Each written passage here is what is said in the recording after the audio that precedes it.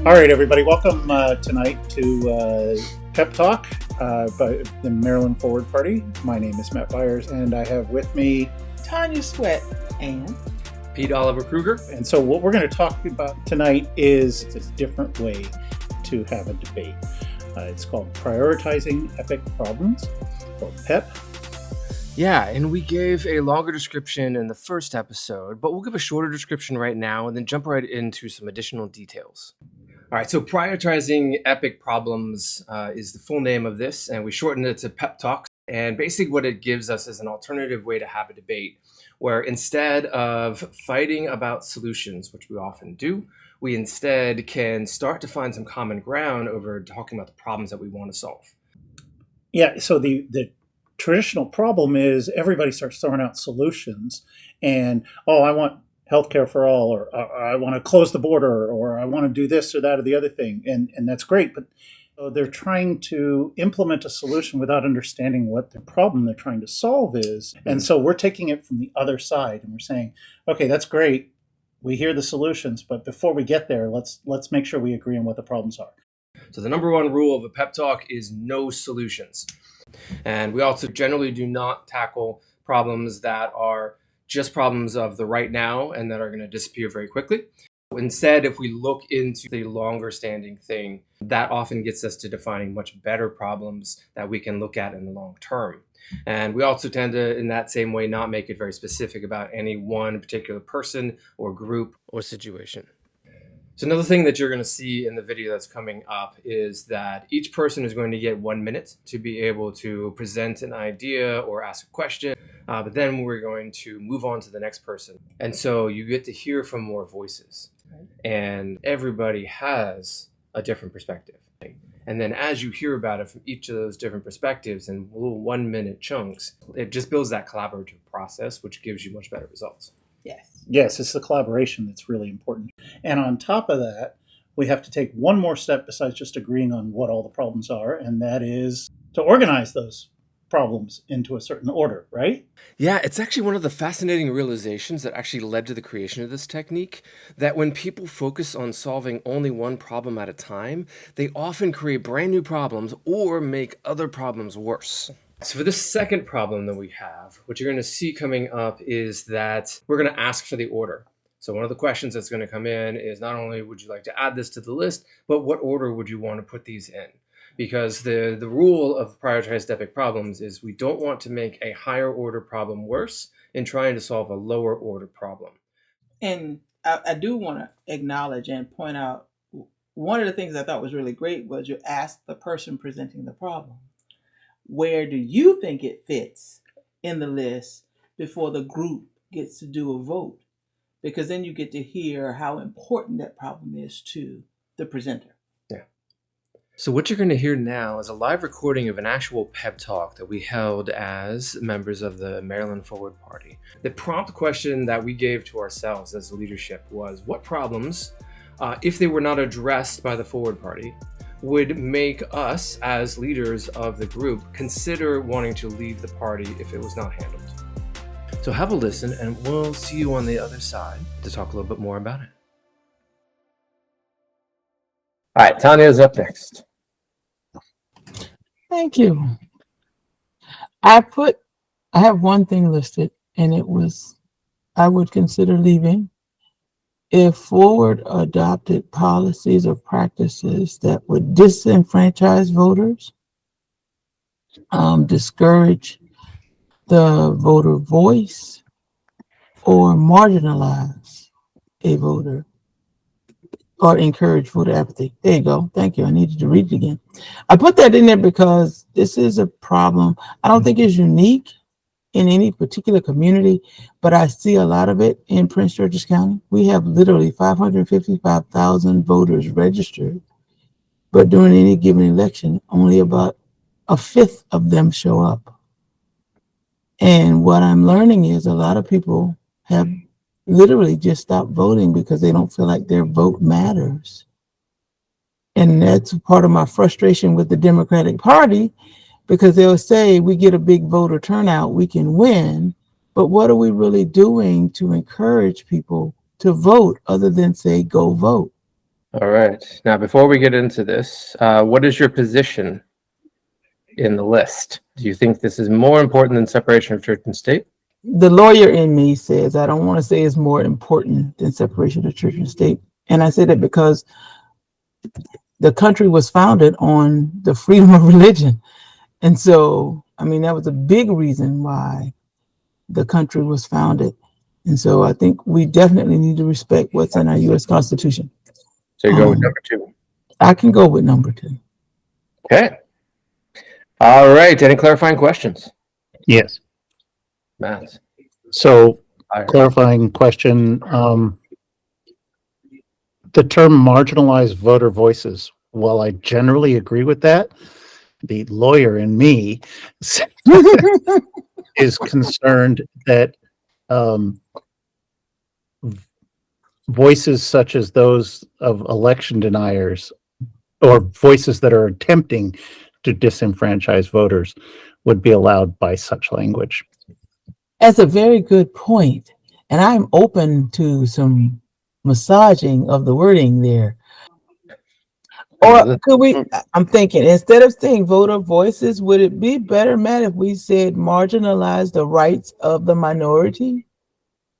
They would still be in the minority. The minority, right. I mean, you can say it, but we don't want you storming the Capitol to enforce it. But I guess. Do you need the last one? We could almost take it off. Right. I think that would be better. Okay. Mike is up next. Sure, just kind of a clarifying question too of I guess how broad you want to kind of spread this, because you can also say if you question anything about how state board elections is running the elections, that's encouraging voter apathy, because we can't disrupt the process, because that's Right. shakes the foundations of how the process is built, even though it could be very well wrong. Challenging the procedures and practices of a board of election has, in Prince George's County, kind of had the opposite effect, if that makes sense, Michael. Because a lot of people questioned those policies and they didn't think the practices were credible. And so what I found is that when I start questioning what the Board of Elections is doing, it actually has motivated people to say, well, yeah, I've always wondered about that too. And because I don't trust them, I just don't vote, because I don't think they're going to count my vote. And so it allows open conversation about the voter apathy and why it is set in versus supporting or encouraging it. I think it does more to expose it than anything. So I would have a problem, though, with forward if they said, well, the Board of Elections sucks, so we're just not going to vote. And I got a problem with that all day long. I would have a problem with the candidate who says, I don't like the way the ballots were counted last time, so we're just not going to vote. I would definitely have heartburn with that. We're hitting the time limit here, so I just want to summarize up before we can go on to Mike. I mean, I guess kind of to flip that over to the other side, Tonya, too, is if you have someone who supports voter ID because they're like, oh, I have lots of constituents that don't want to vote because they don't feel like their vote counts, because 15 other things that if we get into the weeds on it doesn't actually count, but again, it goes towards the voter apathy. So it's one of those, like, if Ford said, voter ID, but then, also did something common sense, like, oh, same day registration, and you get the photo ID, the ballot box, or something similar. Kind of how does that fall, and how do we essentially square that around what you're saying is the problem? That's a good question. And I think it would depend on perspective in that instance, because there's some who say voter ID discourages voter fraud, and it ensures that our valid registered voters are showing up. And then there are some who say, well, I don't want to have to provide ID, or I don't have ID. And that's been a big problem, I know, for our seniors, because they'll say, I don't have the valid ID you're asking for. I think at that point it becomes a question of what exactly is this policy and what's the purpose behind it. All right. But maybe we should ask for a vote. Does anybody want to, shaking his head? I'll motion to put this one on the table as position number 2. All right. Any second? You got it. Second. All right. Any objections? Going once, going twice, and 3 times. Any abstentions? Going once, going twice. All right, we have our number 2. One of the things that I liked about this, is giving a good example, is Mike does this thing of testing. So it's one of the options that you can do when it is your turn. And he basically takes, Tanya's proposal here and says, all right, well, under these conditions, I think this is how this might be used or misused. And under these conditions, it might be used this way. So maybe if we change this or adjusted this, it'd be used more intentionally. And I think that's an important part of the of one of the steps in here, which is that test, or what we might call hack. How could somebody hack this? And we can talk about that now before we really start working on solving these problems. We make our problems much better and much more robust. Absolutely. And in politics, that happens a lot. Mm-hmm. Because we're such a diverse country. And culturally, even, we're diverse within the country. And so in this example, which was mine, where I talked about the disenfranchisement and my experience in the African American community, it was not perceived the same way by Michael. And so I welcomed his testing because it gave me another perspective that I hadn't considered. Mm-hmm. Yeah. And then it made it more universal to apply to any marginalized community. Absolutely. All right, now with this third one that we're putting up here, I think this is a fantastic example about how the process of tossing this back and forth and debating amongst ourselves really helped to define a better language about how to talk about this stuff. Absolutely.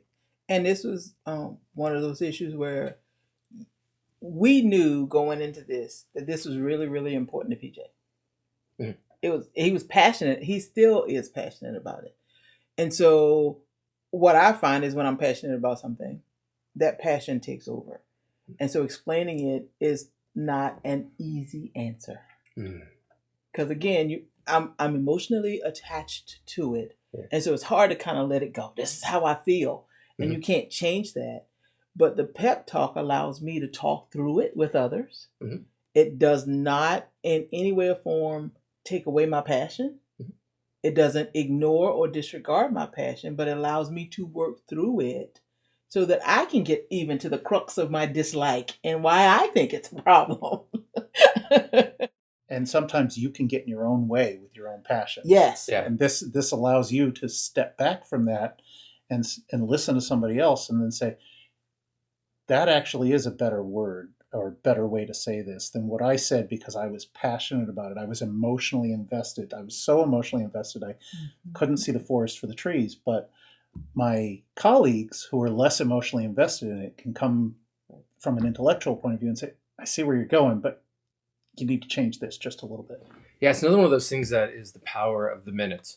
And that's just some great research being done by Jill Bolte Taylor on neurology. And she says that emotional cycles have about a 90-second window. And so if you go for, and then they feed on top of each other.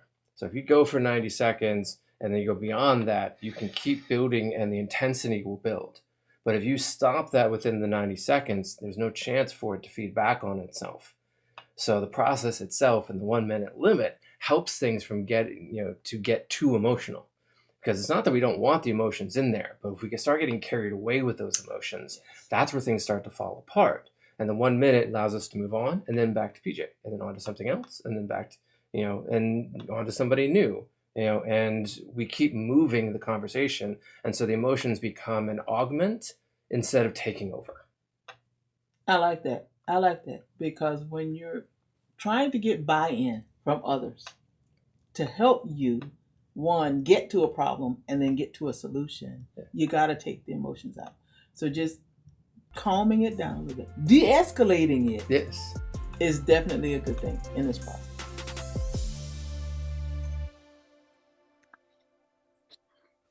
Okay. BJ. Yeah, so this was, in some ways, this is kind of core for me, so that we have truly authentic representation as part of Forward Party. Okay. You get 1 minute to do an introduction. So to ensure we're not just dictating top-down policies and truly creating bottom-up approaches, I think it's kind of critical that Forward Party does not dictate the policies to candidates and allows them the autonomy. And that way we get that more authentic form of representation. Where do you propose to put this? Does this come above disenfranchisement? Does it come below? Does it come above separation of church and state, or below? I think it's okay in the third spot All right.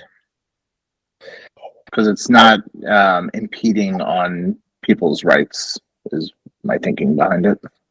Okay. Any clarifying questions? How would, considering we do campaign donations and special interests tend to support certain candidates, how would that impact special interest donations that may come to the party and not directly to the candidate? And how that might influence the party. Mm-hmm. I think this helps create a separation there, that because we're not doing policy, we can't sway in favor of kind of private investments or kind of donations like that, special interests. All right. Robert's up next. So you said kind of legal terms. You have your Constitution, and you have your laws on top of it.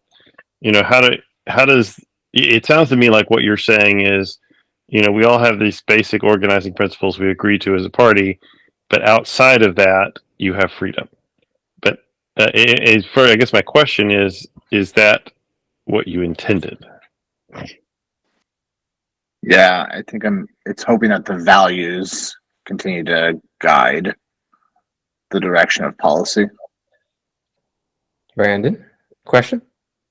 I guess, yeah, question about what Robert said. Robert, were you referring to like outside of our election reform platform, that what we support that, like we're dictating that we support those, but outside of that, it's freedom? Is that where you're getting at?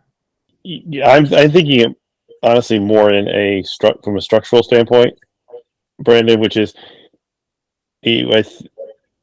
how do we make it clear in a statement this broad that, you know, there are rules that we all adhere to and we're expected to adhere to, or values, positions, and as opposed to the other types of policy positions which could be changed or not dictated. Does that make sense? Thanks, Robert. That was helpful. Yeah. Cool.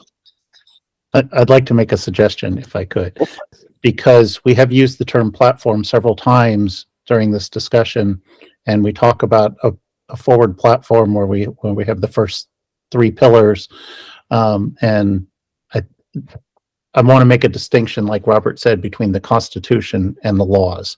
So the platform is the platform. These are policy stances that are legislative on top of that. They're the laws from my point of view. And in addition, I would say dictating policy stances to candidates and elected officials counter to the platform. What do you think, BJ? Yeah, I think that makes sense. I mean, because otherwise we're kind of tying our hands a little too tight, right?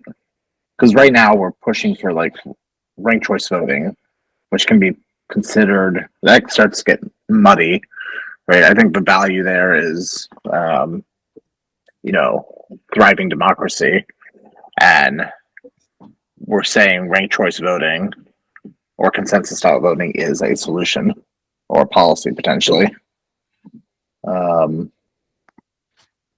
So yeah, I think that's probably gives us a little bit of wiggle room. I am going to post up a objection to that modification, just because I don't believe that we should have a party platform, and I don't like having that language in there. How would you modify it? Going by our current language, I would say policy stands to candidates and elected officials counter to our party values. Yeah, I think that makes sense. Sure. Tanya, was your hand up? It was, but you just took care of it with that wordsmithing. Anybody else have some adjustments, feedback, debate? All right. Then let's, is there a motion for a vote? Motion. A second. Second. Any objections to placing this in position number 3? Okay, going once, going twice, 3 times. Any abstentions? I'm gonna abstain. That passes.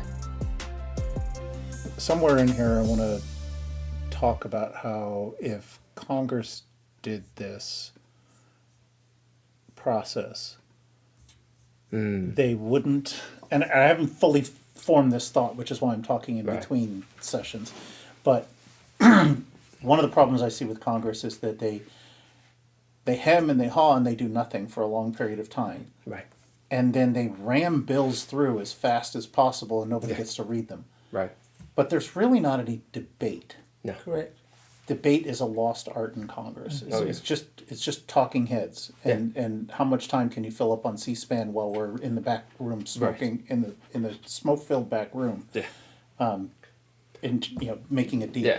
It's like one of those little known facts that, people turn on, well, very few people turn on C-SPAN, but the people who turn on C-SPAN don't realize that what they are seeing is one person up in front of the House presenting to an empty room, and nobody else, most of the time, nobody else is there listening to it. Right. They're just filling the airtime because they have this chance to get some free time on TV and get a recording, and then that gets to be able to be cut for snippets on the news, but it's not actually debate that's happening. Well, I was gonna say, and when you go back, you gotta go way back. The debate in Congress is a lost art because they don't do it anymore. They just don't do it, and I don't know if it's because of the volume of bills that they have to consider. So I'd argue that it's not the volume of the bills that's the problem. It's the quality of the bills. Well, And because they're not having the debate, they're not having the quality of the bill. And because they're not having the quality of the bill, then they have to pass more and more fix-it bills. right, And so their volume goes up. right, And so my point is, That's a valid point. if you back it up to the problem, right. and you say your problem is that you're not having a good discussion at the beginning about what your problems are, Yep. then how do you solve that? Well, let's have a formal, actual, meaningful debate Right. about what the problem is and what the solution is, and then we can get on to writing a useful, long-term bill that solves an epic problem Right. and stop passing through 100 bills on the same topic. Yeah. I'd go even further back and say that the debate process itself, I think, is the origin of a lot of these troubles. Because I've seen this in a lot of different places where debate is being used, that people come in and they've prepared their arguments and they've got this whole thing and they're given the floor for, again, like 5 or 10 minutes, and then they just go through and they're doing their own debate process for themselves and nobody's really listening to it. And I think that is the precursor. And you go back into some of the competitions in like high schools and they're teaching kids the debate process, and it's about winning. Like one of the issues I have with the debate process, especially how it's used sometimes in high schools, is there's this wonderful idea that if we assign somebody a position, regardless of whether or not they agree to it, then they're forced to go out and do some research and understand another point of view. But what happens is that they then get up and they will learn how to argue to win, regardless of whether or not they actually agree with the points that they're making. And it's creating this disconnect where the point of debate is not to say what you mean. The point of debate is to win. True. And I think that's carried now over into Congress, and it's pretty much everything that we do. everybody's doing these presentations, they're doing their placards, they're doing their illustrations. And on top of all that, I mean, you look at the hearings that go on, right? Like you said, they've got their speech all prepared about their remarks. They've got their placards. And they ask the questions, and then they don't listen to what the person says in response. No. They don't listen to their answer and then devise a new question based on that answer, or try to understand what that person is saying. They just go on to their next point and talk over that, the person that's answering. Mm-hmm. Well, that's not a debate. Right. That's a speech. Mm-hmm. Correct. In the form of a question. In the form of a question. Yeah, okay, so we might as well be playing Jeopardy. Yeah. But that's not what Congress is. Congress isn't supposed to be Jeopardy. It's supposed to be a problem-solving institution. Right. Mm-hmm. But they're not talking about the problems. But they're not talking about the problems. They're not talking about the problem. We get to the underlying problem, which is the fallacy of the way we solve problems. Yes. Yeah. It's the logical fallacy of how we solve problems. We shouldn't be solving problems by proposing solutions. We should be solving problems by understanding the problems Right. and prioritizing them, and then not making a higher level problem worse when we do have a solution to a problem. Right. Yeah. One of the adages that is part of this debate that I love is when you solve one problem in isolation, you end up making other problems worse. Yes. So you have to know where it fits in the context and which other problems you should not make worse when solving one problem. Right. Or even better yet, solve multiple problems at a time. But don't solve one problem at the expense of another problem. Correct. Thank you for joining us for this episode of the PEP Talk podcast. We'd love to hear from you. Email us at maryland@forwardparty.com and let us know what you liked and what we can do better. And we'll see you again at a future episode of PEP Talk Podcast with the Maryland Forward Party.